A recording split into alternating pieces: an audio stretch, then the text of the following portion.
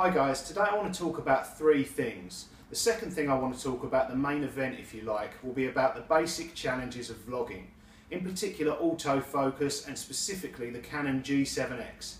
However, if you produce content or are planning to, whatever camera you're using now or in the future, the challenges and the solutions I discuss will be relevant to you.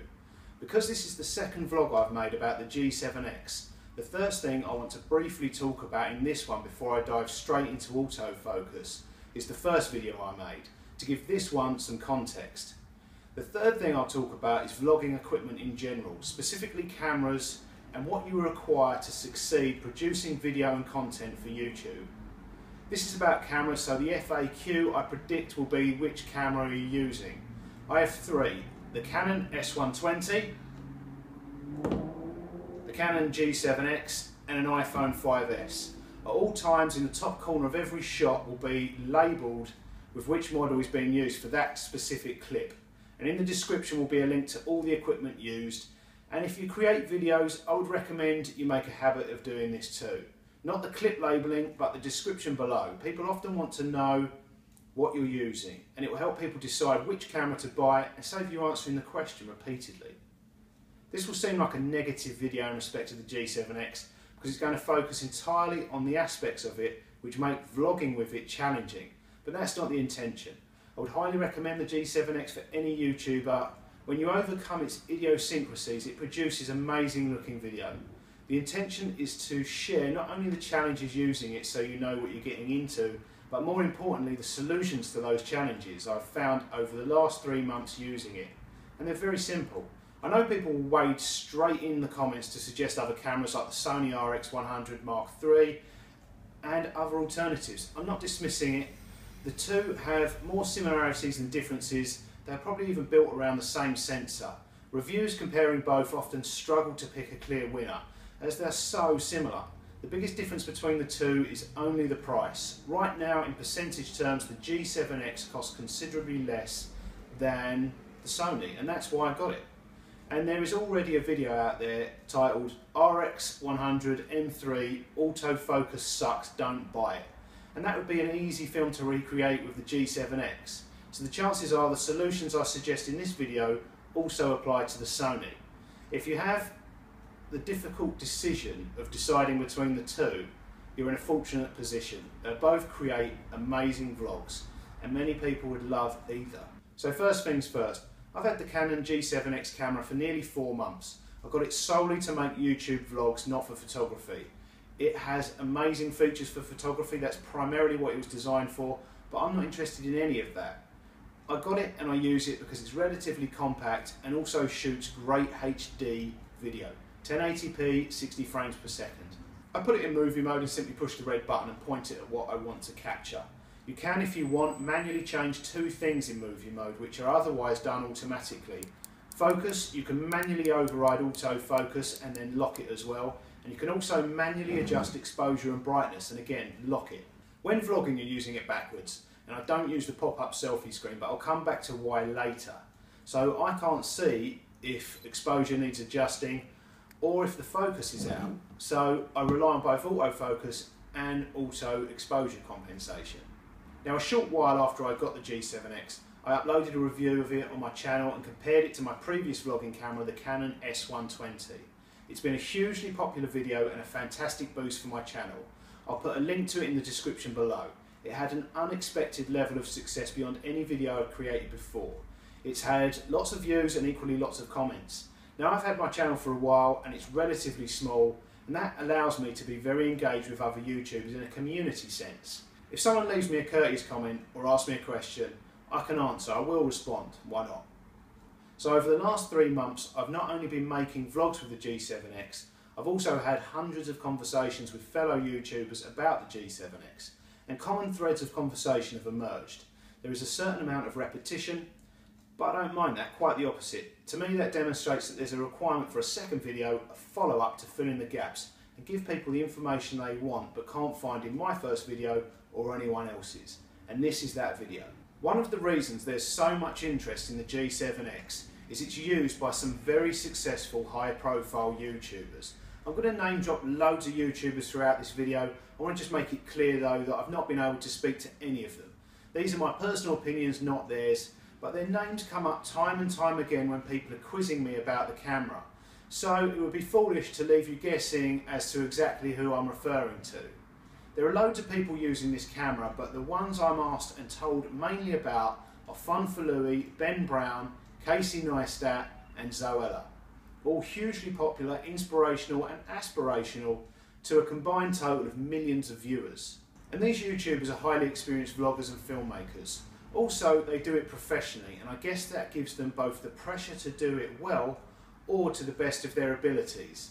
And financially and commercially, they have both compelling reason to get the best vlogging camera available and the options that come with their level of success. Their budget for the primary tool of their trade is not insignificant.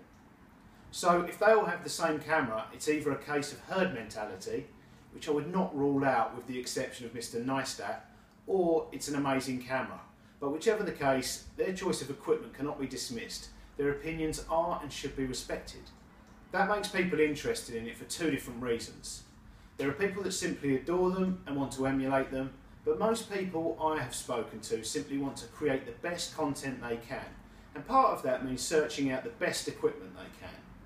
These vloggers don't like to talk much about their equipment. Actually, that's not true. When they do talk about it in their vlogs, on their terms, they mostly can't hide their excitement and enthusiasm for cameras, but they don't like to answer questions about it. And Ben Brown, Louis Cole and Casey Neistat have all in the past been vocal about the amazing quality content the G7X is capable of capturing. But they have also publicly declared issues with autofocus and longevity, which will obviously concern and should concern prospective buyers. So I want to talk about that because I'm repeatedly asked about it. And I've had some issues too. I was doing a little research for this video. I typed in G7X in the YouTube search. A search my previous video had often topped the search in, and I find a new video above mine and with way more views and likes than mine, and it's just a few days old. It's a review of the G7X by iJustine, and my first impression is obviously congratulations. So I watched it, and it's a good overview of the camera. It's not as detailed as my review, but anyway, I was enjoying it. Let's face it, iJustine's hot and enthusiastic, and what's not to like about that? But then I had a eureka moment, and no, it's not what you think. I wasn't doing that. I'll put a link to the video with a time code in the description below so you can see what I mean. She's not actually vlogging with the camera at this point. She's demonstrating a feature where the touchscreen is just black, but she's holding it in exactly the way you would hold it to vlog, backwards. And it appears she inadvertently is touching the very edge of the touchscreen with one finger. Now if you do that vlogging, you will override autofocus and manually focus the camera on wherever you're touching the screen. And it just occurred to me that I had shots that just never focused, and there's a high possibility that I've been cursing the autofocus of not just the G7X but also other cameras I've used, when in fact I had inadvertently, without knowing, initiated manual focus by touching the screen. And I want to come back to this issue in a moment because there are bigger issues with the autofocus. I'm not suggesting for one moment that all people's problems are self-inflicted because they're touching the screen. And some vloggers with the G7X are clearly using it with the selfie screen flipped up, so they can't touch the screen. But the other issues with autofocus can be compounded by touching the screen. And I've got a solution for that. And in a moment I will also tell you how I know they have the screen flipped up just from looking at their vlog. These cameras are not specifically designed for vlogging. They don't come with instructions for doing so, but here's the fundamental instructions to take away from this video. Make sure you don't touch the screen at any time when holding it backwards or when flipping it backwards, which can be trickier than it sounds without risking dropping it. When I made the first vlog about the G7X, my first impressions were it's not much bigger than the S120. But it is just a little bit bigger, it's just a little bit wider and heavier and more expensive. So you want to get a firm grip of it when holding it at arm's length. But doing that without touching the screen can be challenging because of its mass. So here's my solution. The Manfrotto Pixie Mini Tripod. When I purchased the G7X, Canon were giving these away with the camera. I didn't think I would use it, but it was free, so I took it. But it's become invaluable. It works as a little tripod, It's got a ball head so you can angle it wherever you choose, but it makes a fantastic selfie, not stick, but selfie handle. If you hold the camera using a handle, you can't inadvertently touch the screen. So that's issue 1 solved. But the biggest issue with autofocus on the G7X is it's relatively slow. It's certainly slower than the S120, and because the image quality is so good, it's far more noticeable than ever before when the focus is not quite right. So how does that manifest itself vlogging? The start of the shot is focused on the background. Why? Because I probably was pointing the camera at something that distance away when I hit the red record button.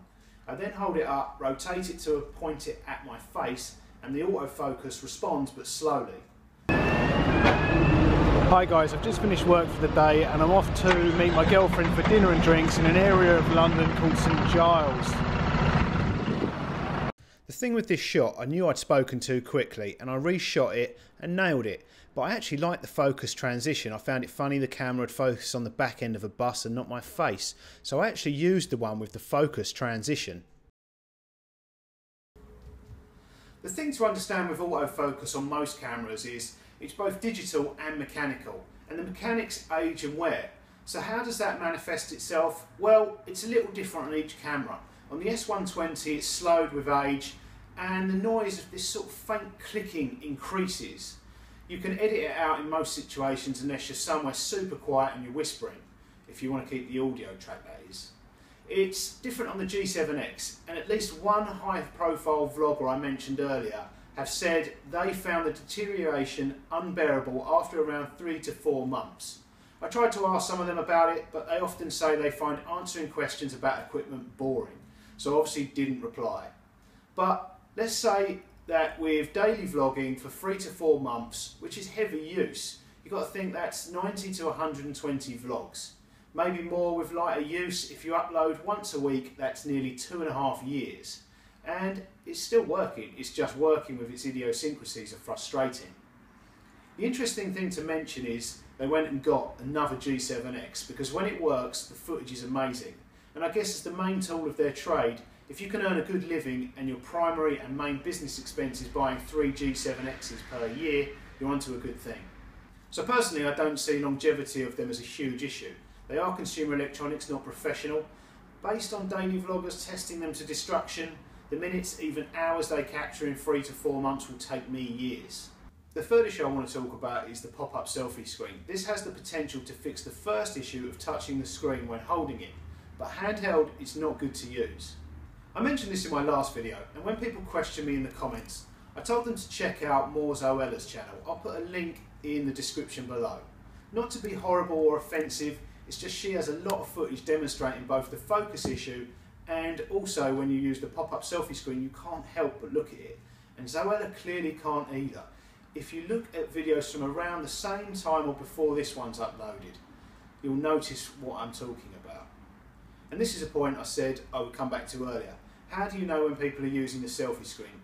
You end up looking at it, not the lens. You end up in the situation where you're looking at the lens, then the screen, and you repeat this cycle over and over. It's really noticeable. When people are doing it at arm's length, you can tell. It's distracting. You need to be looking at the lens and looking people in the eyes if you really want to engage with them. The screen is a great addition for vlogs like this, where you're sitting down, the camera's on a tripod, and you're at a distance longer than arm's length, because it becomes less noticeable you're looking at the screen. And because it's in a fixed position, you can even fold it down before beginning once you've framed the shot. It's going to be useful in certain other instances, if you really need to frame the background or point something out behind you. But if you use it handheld, you will look distracted to your viewers. And it is distracting looking at yourself, talking to yourself.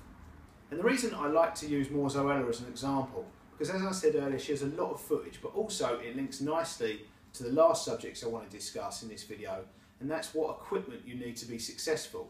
She's a beautiful young lady, adorable personality, intelligent and hugely successful. Her fans care very little if she's not always quite in focus, or if she's looking at the screen. I'm guessing a lot of other young women find her inspirational and aspirational, talking to the camera about her life, emotions, and the great wonderfulness of being her. And she's gained a huge following, and it has very little to do with the camera she uses or clever cinematography. And it's the same with iJustine. I objectified her earlier, calling her hot, and that could be interpreted as insulting if I didn't also caveat it in the same way I have with Zoella. She's also an intelligent and hugely successful, and again her millions of fans are not primarily concerned with cinematography. It's not top of their agenda or the reason for watching and subscribing. So they don't always get perfect footage, but they really don't need to. So the G7X is a fantastic vlogging camera, but it's presented new challenges for vloggers. But once you understand them, you can capture really amazing footage. Next, I want to explore a little what equipment and camera you need to be successful on YouTube.